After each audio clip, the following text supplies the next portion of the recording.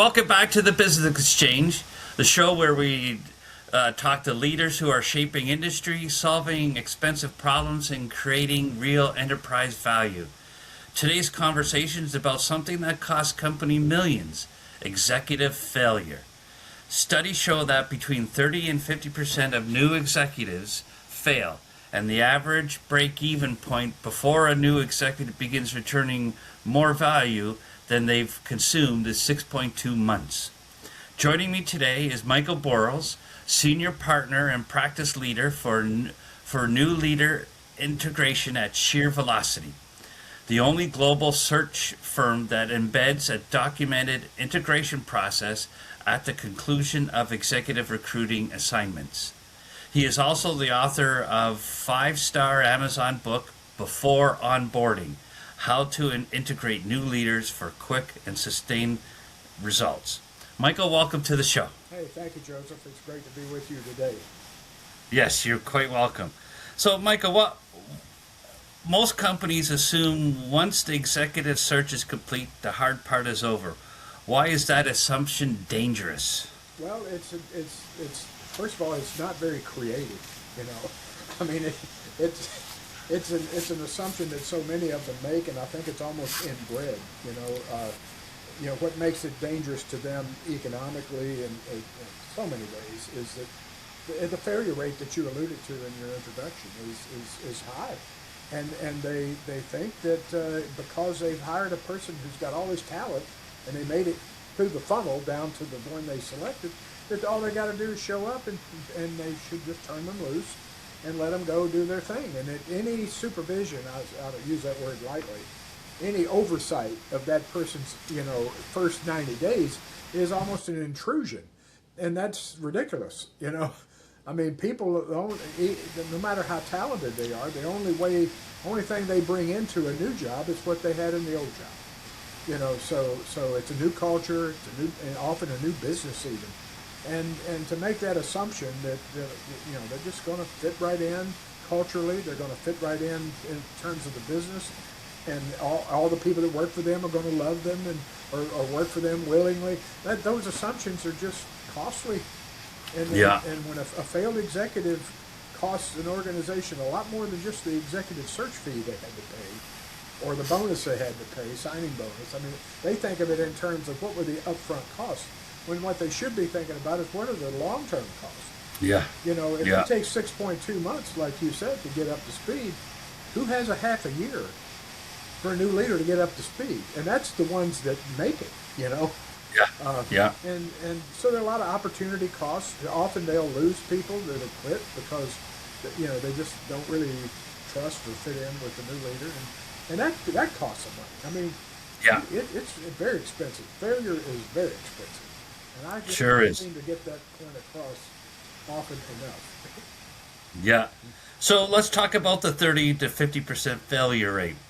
What actually causes these failures? Well, the research on this, Joseph, goes back I'd say it's about 30 years now.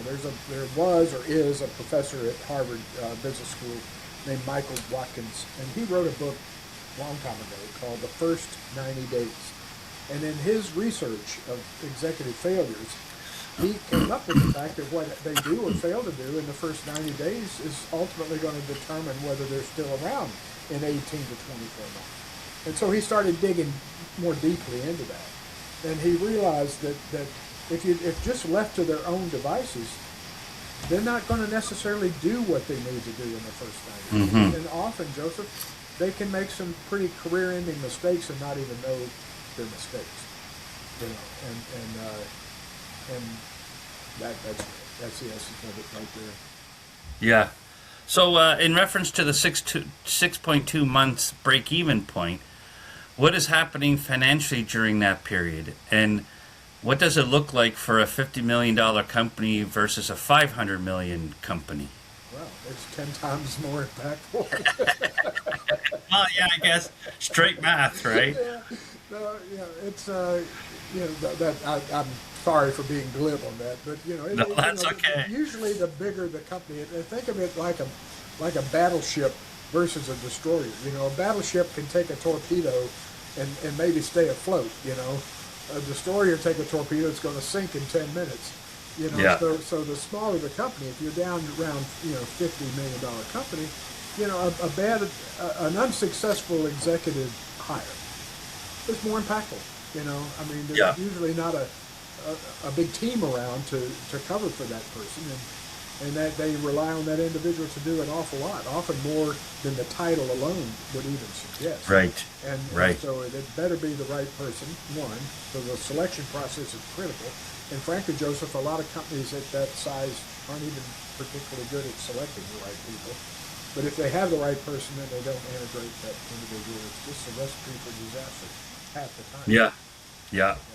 So when you're brought into an organization after a failed executive placement, what patterns do you see? Several. Okay, there's several things that are going on at once. For starters, the people that report to that individual are closed communicators with that person because trust hasn't been established. So there's a little bit of a dance going on. How much can I tell this person?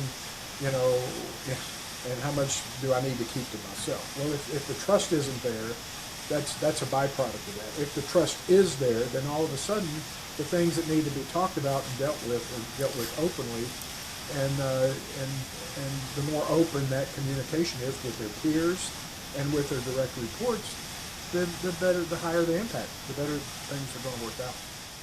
Right. So how often is the failure actually the organization's fault, not the executives? Well, I haven't seen any studies that would actually quantify that, but I can give you my opinion. Sure. My opinion is that it's not usually the selection process that caused the problem. If you think I'm an executive recruiter, we get a search. Let's make up a title. Let's say we're looking for a VP of supply chain management for some company, and I go in as the executive recruiter. I work with the client to develop a position specification. This is normal. Everybody in my business does that. And then we go looking for a slate of candidates to present to them. I use the number 100. We may find through LinkedIn and other sources 100 people that could potentially fit that. Then my research associate starts reaching out to those people to determine if there's interest. And then when they get down to about 10, then I get involved. Now all of a sudden I'm starting to talk to these people. Right. There are other steps along the way. Then we get down to 5. And then by the time I've got the 5 right people, I present them to the client, and the client picks the one that best fits what they want. And so you've got a good candidate. You got a good hire. Mm-hmm. If you make it through that funnel, you would think they don't get any better than this. And I often have my clients ask me when I go in with a slate of 5 candidates, especially if they're, they don't like to waste time. They say, so who should we hire? And I say, well, that's your decision. I brought you 5 people. Any one of them can do this job. So now I'm going to walk you through the process and help you pick the right person. And so they come in, they got the right hire most of the time. I can't remember a time when I presented a slate of candidates ever where they weren't good candidates. They were all good. Yes. Yeah. And so, so obviously, Joseph, what happens after they show up is where the problems start. Not who I brought them. Yeah, Or exactly. any other executive recruiter for that matter. I'm not the only one out there who does a good job. Yeah. Yeah. So why is onboarding the wrong word? It's too late. It's too late. First of all, every organization should be onboarding every person they hire. And onboarding is what are the steps you need to go through here to just get up to speed quickly? Here's your computer. Here's the password. Here's here's your benefit. Let's get your benefits all done. Let's process you into this organization and introduce you to some of the right people so that a week after you're there, you kind of feel at home. There's a whole lot different between being at home as a new employee and being fully integrated as a senior executive. Right. Senior executives also need to be onboarded, but integration is it's a process. it's a, I guess it's an in-depth process. Onboarding is almost something everybody gets pretty much the same way. Right. What are the first 90 days supposed to accomplish, but usually don't? Uh, what's supposed to happen is that the right things are being done on purpose, in the right sequence. And that needs to be communicated to the incoming leader. You have heard the phrase often, I'm sure, key performance indicators, KPIs. Yeah. I mean, that's a everybody talks about KPIs today. Well, KPIs at the senior level tend to be more macro. Yeah. You want you to improve revenue by 10%. Over the next. Well, okay. So what does that look like in terms of how I function in my job? And so in that first 90 days, you don't have time to waste. And moreover, you can make some mistakes that you didn't know were mistakes. I've seen people get derailed because of something they didn't know they were not supposed to do. And I've rarely seen a hiring executive, like say the president or CEO of a company, who spells out for the incoming leader how to chunk down your immediate accomplishment.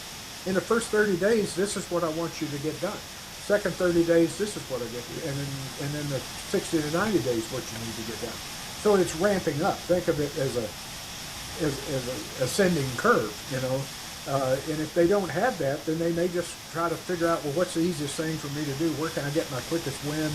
And so there's a lot of random activity going on because this new executive wants to make a splash, and without that kind of direction from not only the boss but their peers and even their team, then they're just sort of randomly out there doing the best they can. Yeah. And it's like drinking through a fire hose, and that's it just has to be structured and organized, and it's typically not. Right. Gotcha. So, what is new leader integration, and how is it fundamentally different from onboarding? Well, new leader integration, Joseph, is a process I had to develop out of necessity. Okay, I'm an organization development executive before I got to be in this executive recruiting and coaching business. I was the head of organization development for 3 divisions of 3 different Fortune 200 companies. And the last company that I worked for had 3 divisions in that company.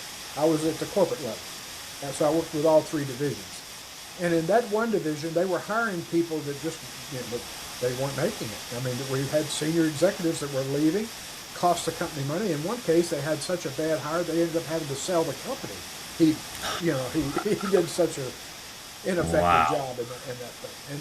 And so I'm sitting up, that happened later, but as I watched it, I said, what can I do as a change management executive to improve this process? And so I developed the process that is in my book before onboarding that was designed to ensure that this new leader arrived on day one knowing what needs to get done, knowing it, has a document, a blueprint for success that came about as a result of my interviewing the boss, every peer, and every team member that reported to that individual.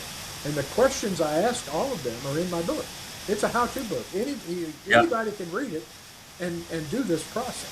I don't have enough bandwidth to solve this problem all over the world.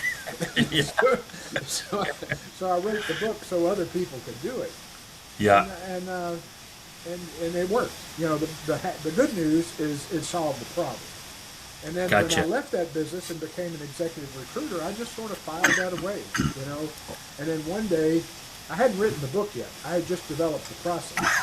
And one day I was having lunch with a prospect, a senior VP of HR for a large nonprofit, and it was to do a search for their number 2 person.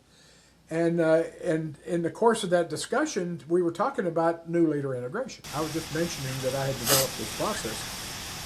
Unbeknownst to me, she a week later, gave me the search for that person and said, but I'm going to give you the search if you will do that process that you told me about at lunch, because we desperately need this person to be a home run hire. And I said, well, okay, I'll do it. And then now all of a sudden I've introduced new leader integration as at the tail end of an executive search.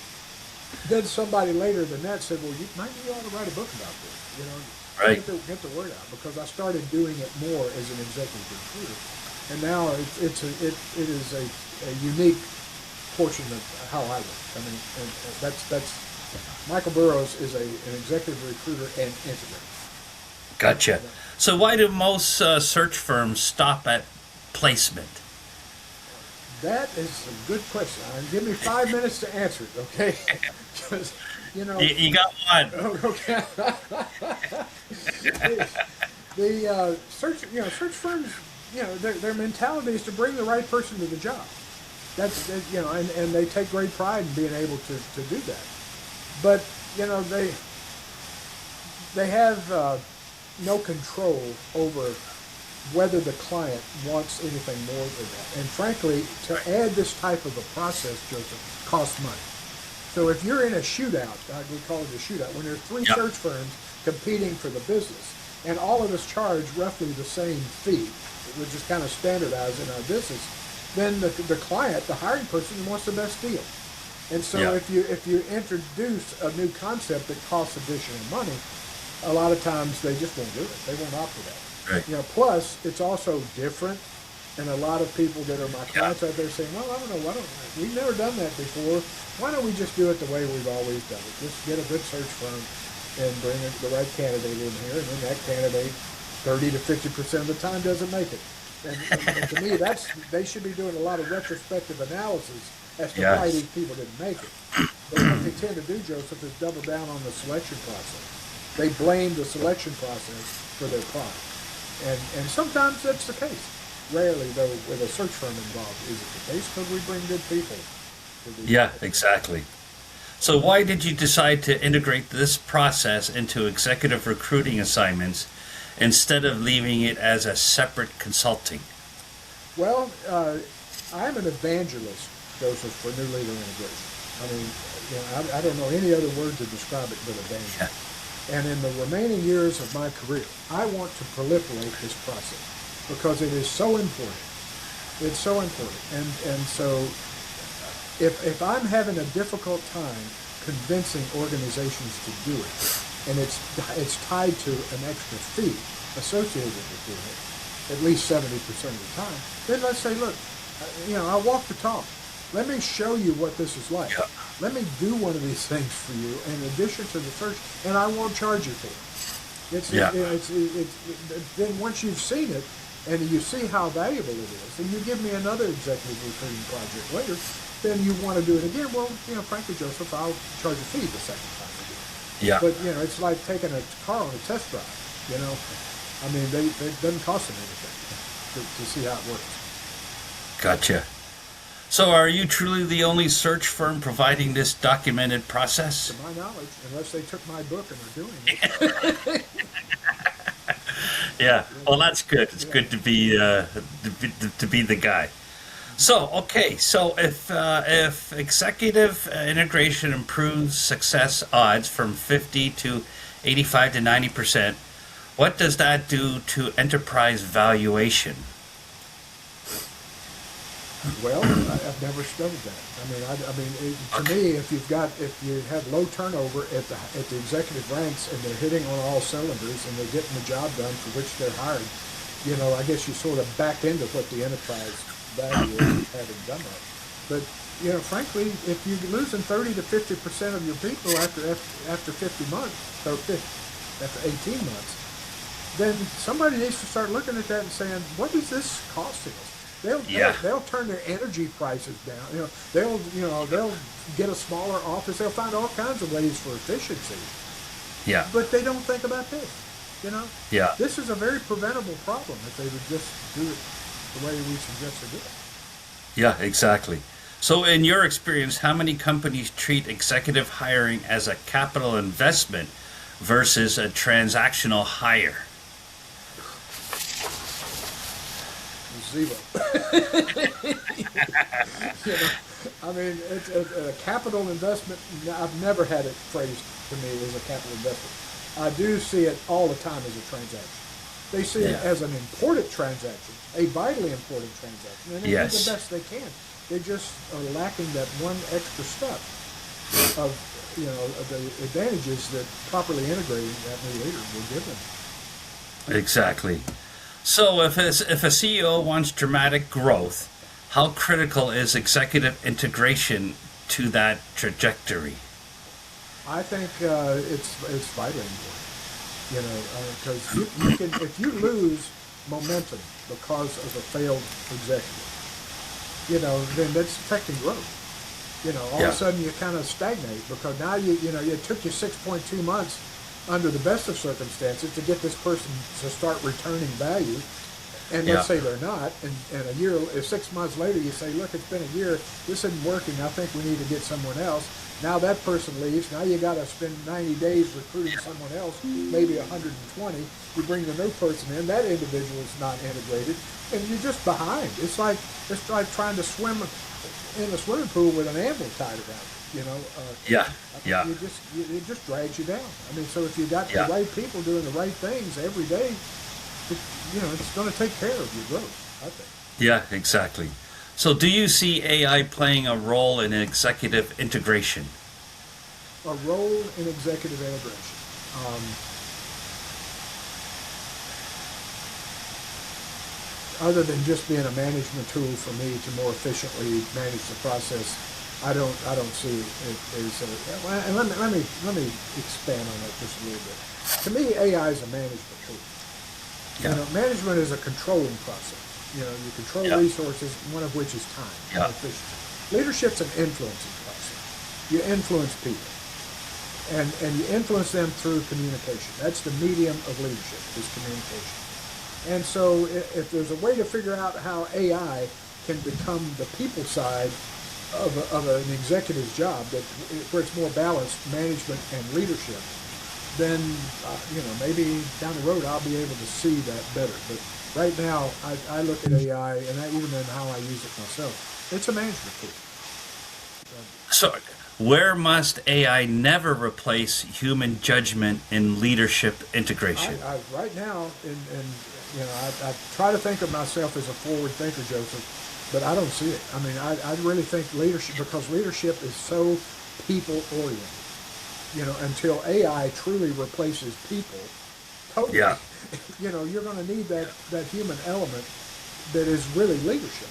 You know, and I don't right now I don't see it other than helping me, you know, speed up the process. I don't, right, you know, I've had several podcasters and podcasts I've appeared with ask me a similar question, and what they basically say once they get to know me is, it'll never replace you. You know, yeah, yeah, you're the one-on-one human element. I mean, that part of it is just, it's so far down the future to see how that might be an AI derivative. You know, that they don't even think about that. They just say, right, they'll yeah, definitely think about it where management's concerned. Though they can find 100 reasons to bring AI into management. gotcha. So the biggest mistake boards make when hiring executives? They don't integrate them. They, you know, and of course, when you talk about a board hiring, now you're talking about maybe certainly the CEO, maybe the Yeah, CFO they would be involved in, maybe one other executive. Usually, the boards drop that down a level. You know, most of the executives coming into an organization, it's the CEO and the management team bringing in the senior vice presidents and people like that. right, But if the board is doing it, and I've recruited for boards. I've recruited public company CEOs, and they don't think about the integration. They just don't. They just think, okay, they're yeah, good. We did our job. We hired the right person, and this person's a CEO. And the last thing we want to do is to tell them how to do their job. The last thing we want to do is to over supervise them. We just right, want to go away until the next board meeting. You know. yeah, So it's incumbent upon me when I'm dealing at that level to say, look, we'll get you the right person for this job, but you really need to go the extra mile and integrate that person. And in that yeah, case, you know, like in my book, I talk about the boss, the peers, and the direct reports answering all the questions. If the board has done the recruiting, now it's the board that's going to be answering all those questions, and yeah, the people that report to that new individual. So I have to kind of change the mix of who I'm interviewing and what the right, questions are. You know, right. boards have opinions, strong opinions about what they Oh want the yeah, person to do. yeah, You know, and I've had good luck whenever I've talked to them, but most of the time that's just not that's an afterthought at best. right. So the most underestimated leadership skill. Self-awareness. Self-awareness. You know, I mean, I'm a coach, you know, too. I've been an executive coach for 20 years. And when I'm in an executive coaching assignment, the first thing I have to do is to determine where the need is, you know, for this person to be coached. And I'm usually, frankly, Joseph, shoring up leadership skills, not so much management skills. If they've gone through a good MBA program or something like that, they've gotten a lot of management science. It's where the deficit is typically on the influences side, the leadership side. And so I have to make them self-aware. And I have a process that I go through to gather the information to come back to them and say, this is where you need to improve. And, Right. but sometimes, frankly, they're self-aware and they tell me. They know that maybe in their last job they weren't quite so successful and they're lucky their career is still intact. And they want to make sure this time around that they shore up that deficit. And so they bring in a coach. And at that level, Joseph, an executive coach is the best way to develop. When you have Gotcha. your formal education and all that stuff done, the worst thing an executive can do at that level is to think they've arrived. And they don't need any improvement. They don't need to continue to develop. And a coach is the best way to help them. A good coach. Excellent. So is culture fit overrated or misunderstood? It's certainly not overrated. And I think increasingly it's not even misunderstood. I think people who are recruiting our executives want the people they're bringing in to be a good culture fit. They don't realize, though, that there's a process for determining that, and that there's a process for ensuring it.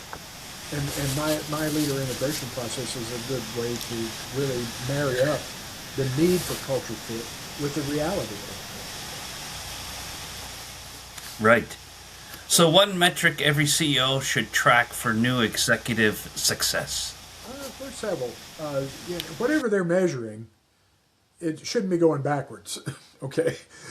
I mean, you know, all the metrics that are there, you want them to continue to go forward. That's one indication. But another one that I think is very important is turnover. You know, turnover. You know, if you are coming in, you got a team of 10 people. And they're really good people, and all of a sudden 3 of them are gone in 90 days, 120 days. Why? Why did they leave? What's the cause of that? Because that's a huge cost to an organization when a top-notch employee quits. Right. So employee retention is, I think, a good indicator. There's several, but that's one that really resonates with me. Gotcha.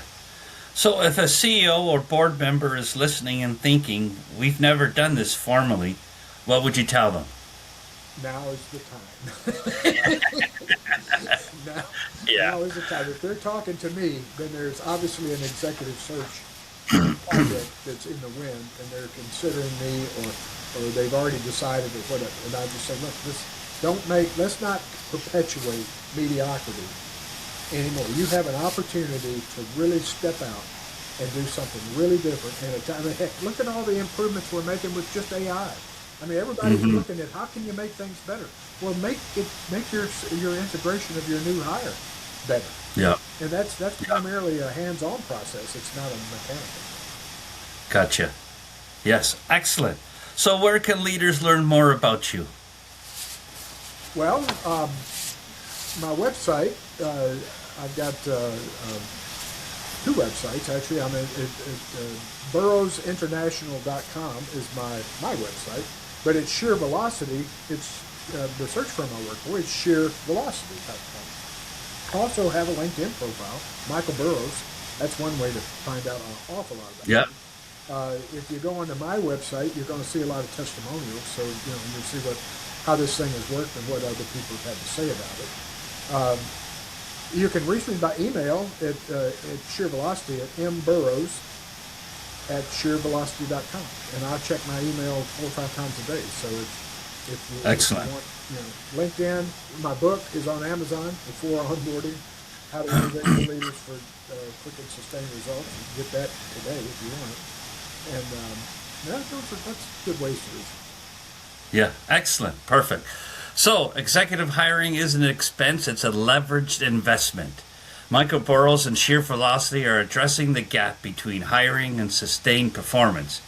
If you're a CEO, board member, or investor serious about growth and enterprise value, this conversation might have just saved you millions.